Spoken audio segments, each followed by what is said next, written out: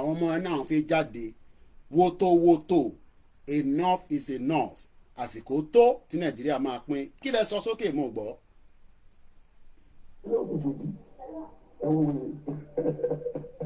wọ́n pa Abíọ́lá ẹgbẹ́ ká máa bá wòlò lọ Nàìjíríà ti ẹ̀sìkáyà ní 2014 ẹ̀jẹ̀ àwọn nínú ẹ̀ ẹ̀jẹ̀ ká pín kólúkólùkù máa lọ káwá Yorùbá ká lọ bójú tó ọ̀rọ̀ ara wa a ní ìdìbò láti lò a nínú sẹ́fúlẹ̀sì àgbòlání àti èkì rárá bí ayélujára bí lẹ́rọ̀ bí àṣàtálẹ̀ bí àwọn ọkọ̀ tá ní ìdílé ilẹ̀ Yorùbá a ní nígbà tí wọ́n kó wa lẹ́rú tó kún bẹ́ẹ̀lẹ̀ níbi second world war ẹ̀mọ̀ tó mú ìdí ẹ̀sìn ni wọ́n yìnbọn sí Yorùbá kò rán wọ́n sọ alága kò rán wọ́n mú lábẹ́ kò rán wọ́n ṣe wọ́n yìnbọn tó ní wọ́n fẹ̀ jáde nígbà wo ni wọ́n lé lẹ́yìn kí ló ń bá lọ́ọ́ fi sáwọ́ lọ́rẹ́ ẹ̀sìn agbéwọlé wọn lọ́wọ́ ìyẹn ní kìrìsìtẹ́nì ẹ wo wèrè wájà ẹ wo wèrè nígbà tó wá yá wọ́n tó wá kọ́ọ̀bù jáde àwọn Abẹ́òkúta àwọn olóṣèlú àwọn British lọ wọ́n gbòògùn lórí iṣẹ́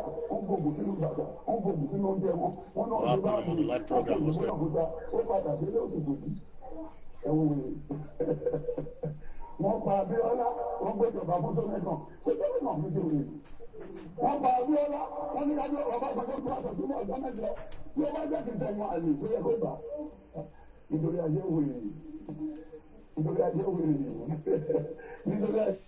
Yorùbá Nation going back, share the program. It is a Saturday, bright sunny day, London, Koiki Media, 27th day of the month of July.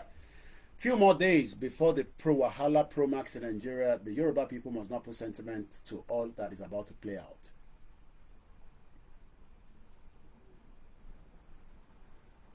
Brother, Koiki. Èmi pa wá o. Ogbolu ti di ó ti tọ́ upside down. Ìwé yẹn 20k bá a ṣe káfí láti Monday àtà o. Mi ò mọ̀ ní kó lóró wọn àtòrò oró mọ́kùnrin obìnrin lóró mú. Battalion àwọn ọlọ́lá count mi o, you bless me o. Àlọ́jà ṣe ìṣẹ̀lẹ̀ tó bá ti jẹun máa ra aṣọ àwọn ọ̀rọ̀ aṣọ láti Monday àtà o. So Allah counts me, you bless me. Battalion ló máa jáde, èmi ò mọ zó mi o, mo ní Kòròdú lásán. Battalion ni wa battalion, àwọn oníjáde kẹ̀, gbogbo tó ń dá àtòrò wọn àtòrò orò mọ́kùnrin obìnrin lóró mú. Share the program and let's go into it slowly and slowly.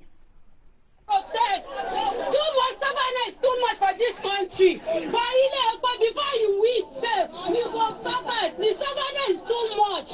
Please, let them find solution for this shit. It's too much. Gary 2,000 naira. It's when my father bought me. I did not buy 1,000 naira piece of berry. They're selling it 1,000 naira now. It's too much. The stubbornness is too much. Even the rice, the rich won't rise up to 1,200 naira. For what reason? It's too much. Lori Koiki Media, we are streaming on 2 Koiki Media. I didn't realize that, so we're gonna end the one here and then we will start the Koiki Media to do it from there. Babatunde Adebowale, Adeyemo Ademola, Elo Darapo, Lori, the other platform. I didn't realize that this is Koiki Media. We can't have 2 running simultaneously. So one is gonna shut down. The program is not yet ended. Elo Darapo, Mowani, other platforms. Koiki Media, bringing the world closer to your doorstep. Share the program. Listen, àwọn ọ̀tá wọ́n ti sọ pé olóyè ká olóyè Ìgbòho Yorùbá nation kò ṣe Yorùbá nation wọn ó yẹ bá ń connect mi pẹ̀lú olóyè Ìgbòho olóyè kí ló ti kú ìgbéla lọ nísìn àwọn ọ̀tá wọ́n ti sọ pé olóyè ká olóyè Ìgbòho Ọlọ́run ọba Elédùmarè tó láyé tó lọ́run tó lóyè gbà fún pé Ọlọ́run ló lẹ̀mí òun ẹ̀ ní rí mú gbogbo ọ̀nà tó bá máa dùn pátá ká máa fi rìnrìn àjò yìí kò sẹ́nì kankan tó máa mọ̀ òun àtọba Elédùmarè tó dá ló máa dàrẹ́tẹ̀ àti bàbá Akíntóyè tó o bá lè tẹ̀lé wọn lẹ́yìn àti Ọ̀túnba Démọ́lá go and start your own movement kò sẹ́ni tó dì í mú. detailed planning 1 year before the invasion. Àwọn military officer wọ́n submit ẹ̀ fáwọn committee. Àwọn committee wọ́n bẹ̀rẹ̀ sí ń wò detail. Ìyẹn ló ṣe wà successful. Ìyẹn ni Joe Biden lè fi travel lẹ́yìn. Tó bá jẹ́ pé kò wà successful, táwọn ọ̀dàlẹ̀ ti kó sí wọn láàrin. Bẹ́ẹ̀ nǹkan ṣe fẹ́ wá kó wa sí láàrin. Níbo lẹ bá ṣẹ́ dé? Níbo ló kù sí? Because some of you are not ready. Majority are ready, but àwọn kan sniffer dog ni wọ́n. Níbo lọ sọ̀rọ̀ dé?